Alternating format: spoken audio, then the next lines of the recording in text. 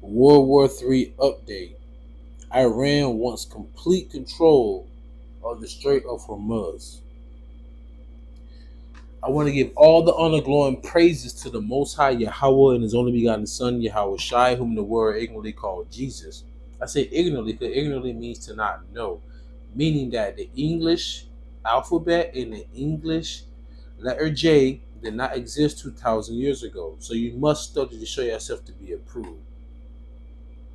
Secondly, sing honors to the elect, peace and blessings to the 1/3 of Israel, which mainly consists of women and children and token men. With that being said, I truly pray y'all be edified and fed with this lesson. I'm going to get right into it. Article says the U.S. can't win with force in the Strait of Hormuz. Iran must be offered a realistic incentive to settle.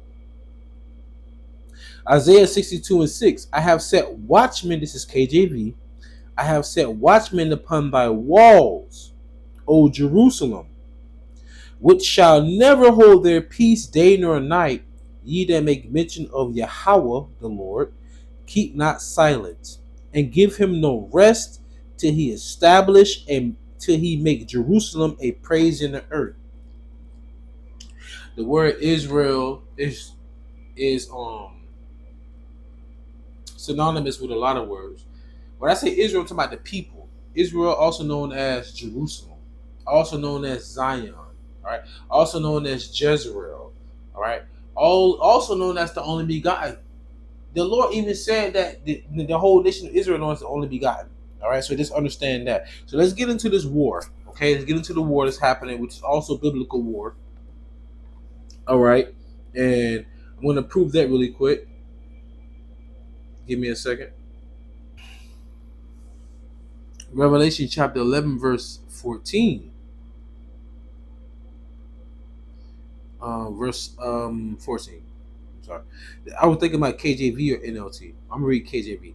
The second woe is past, and behold, the third woe cometh quickly. In the NLT, it says the second terror is past, but look, the third terror is coming quickly. If you know anything about secular history, you have World War One, World War II, and right now, as we're living in present day, 2026, we are literally in World War III. Whether you like it, accept it, believe it or not. And I saw an article where it says that America is going to invade Iran. Well, that's going to be the beginning of the end. Remember, Esau is the end of the world. Jacob is the beginning of the following. Who is Esau? Esau is biblically, they are the so-called white man, woman, and children today. Those who claim to be Caucasians over here on paper in America. Oh, I'm not Caucasian. I'm Russian. You're still European. All right, you're still an Edomite. All right, and nonetheless, so let's get into it. Right. So this is a screenshot, and whatever you see green, I try my best. Whatever you see green highlighted, that's Iran. Red will be United States, and another still, I also have purple being like the other nations that's involved in this matter. Let me get right to it. I don't want to hold y'all too long. Iranian attacks on Gulf vessels trying to transit via Omani sovereign waters have once again pulled the region into a tit-for-tat spiral of escalation. The U.S. responded by canceling the waiver permitting Iranian oil exports. In other words, you can freely export or sell your oil. But now we've taken that waiver off. So now we're going to tax you or you can't do it. That's how they do it. All right. See why I'm reading that? 2 nights of punitive airstrikes by the U.S. Air Force against targets across southern Iran followed. Iran answered with ballistic missile and drone attacks on U.S. installations in Bahrain and Kuwait. I almost said earlier today, but I mean yesterday. I think it was yesterday.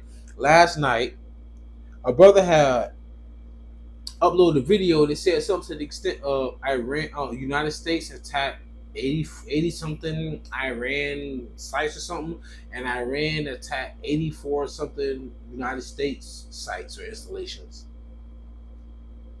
That's literally the tit for tat that they're talking about in this article, right? Like I said, so I'm gonna keep going. The reluctance of both Iran and the Trump administration is return to full-scale war has not changed, but the boundaries of acceptable violence under the ceasefire are unacceptable for the Gulf states who want to return to business as usual. So the Gulf states, those neighboring states or countries in the Gulf or the Strait of Hormuz, pretty much saying that what America's doing with Iran is causing them to lose money, their business. All right, it's affecting their business as usual. Because the Strait of Hormuz is synonymous. I'm gonna say not synonymous. Let me say this. You can correlate the Strait of Hormuz being as significant as the Panama Canal, where a lot of Israelites died. The Panama Canal connects the Gulf of Mexico with the Indian Ocean. So rather than like Australia, China, Mongolia, Japan, all those countries over there in the east, rather than them shipping their products all the way to the west via going through the west and all that, no, we have a canal right here in Panama you can ship your products to as well in the Gulf. That's how significant the Strait of Hormuz the Strait of Hormuz is, because rather than you having to go east or west, because remember, what is the Middle East? Where Iran, Israel, all that is. Look at a flat map, people.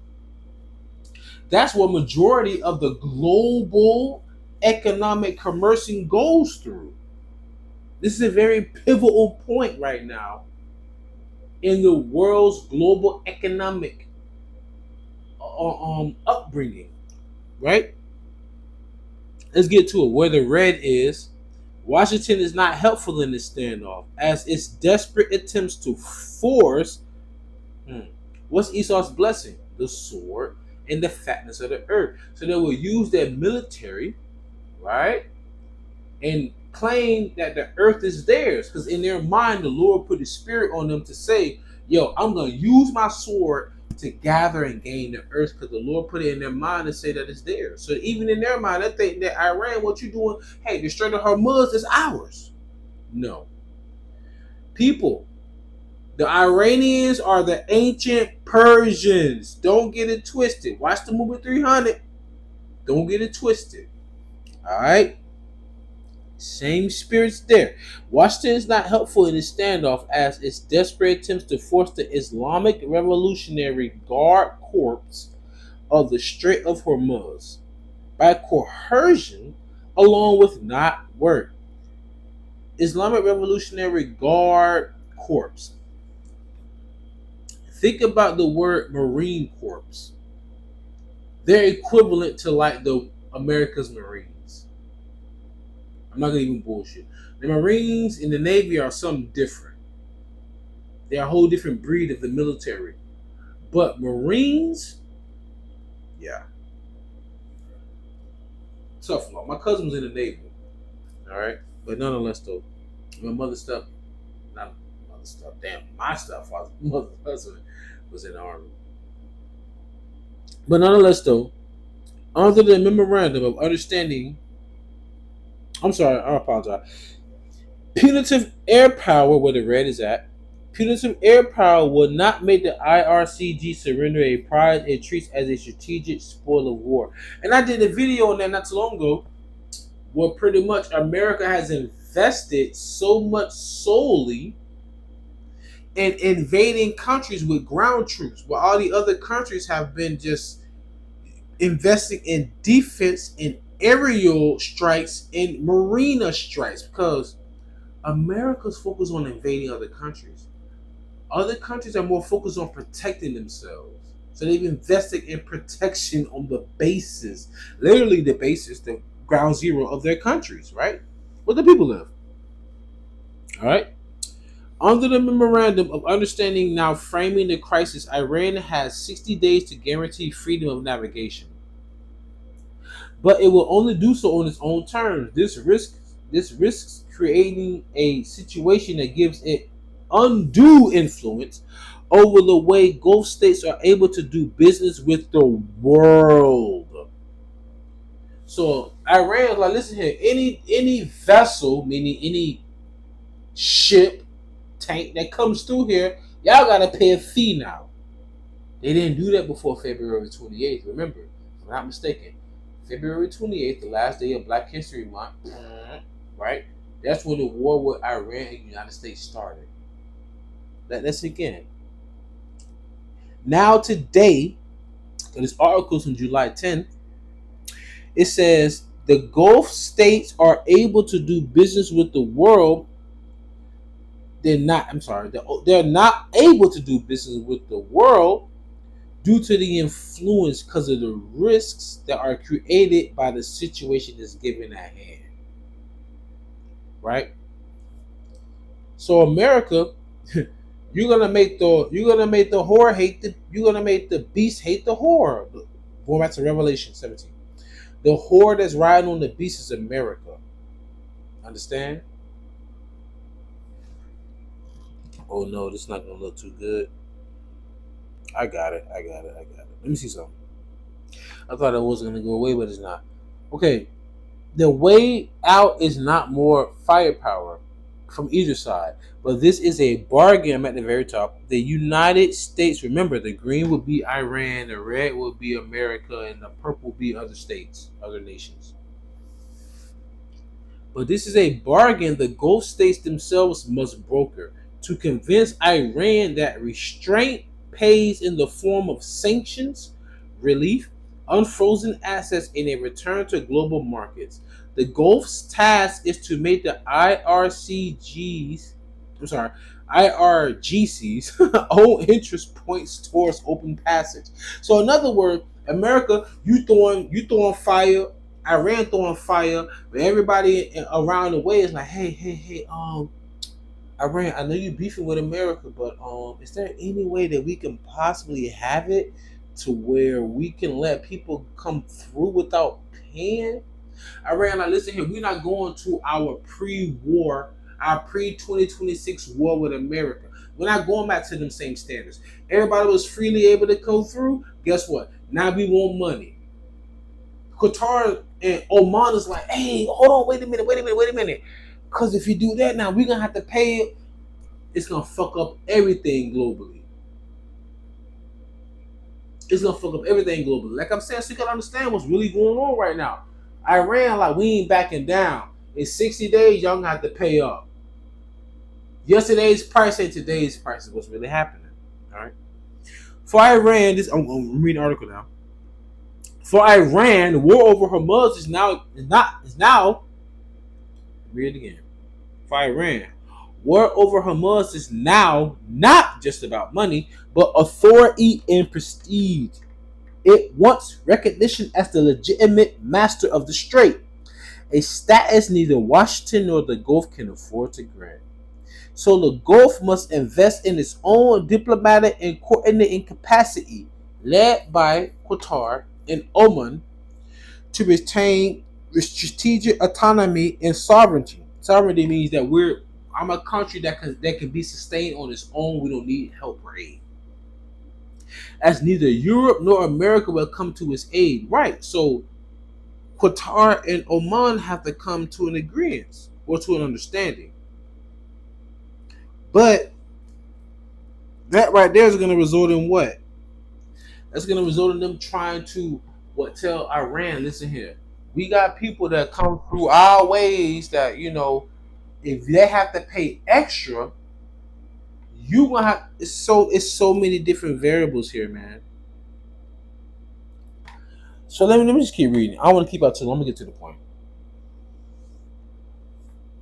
So the Gulf must invest in its own diplomatic and coordinating capacity, led by Qatar and Oman, to retain strategic autonomy and sovereignty, as neither Europe nor America will come to its aid. The Iranian attacks are not random pressure. Oman has tried to open a southern corridor in the sovereign waters close to its coastline to provide an alternative passage that will loosen Iran's grip on the Strait. Check this out. The IRGC, the Iranian Guards Corps, answered by attacking vessels transiting that corridor to mark a clear red line. So even though you have an alternative route, we said, fuck that, we still gonna attack them. God dang, y'all, come on, man.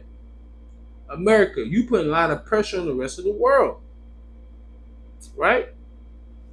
So I'm gonna close out with a quick precept just to go to show you that everything that's happening right now, you know, the Most High dealing with it.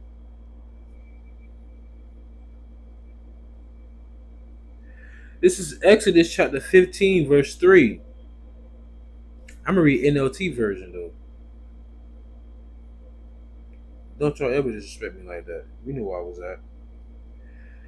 Yahawah is a warrior.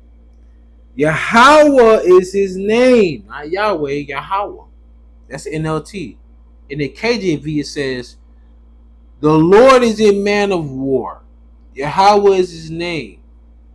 So every war that has transpired on earth, the Lord was the reason for it. So that's why we're gonna stay on our watch to see what's going on between Iran, America, Oman, and Qatar, because they're not backing down. They're not backing down. So with that being said, I truly pray y'all edify and fed, stay in the spirit, don't fear it, just endure it. Ask for forgiveness, pray without ceasing, stay humble, remain diligent. Allah, more ball, Shalom.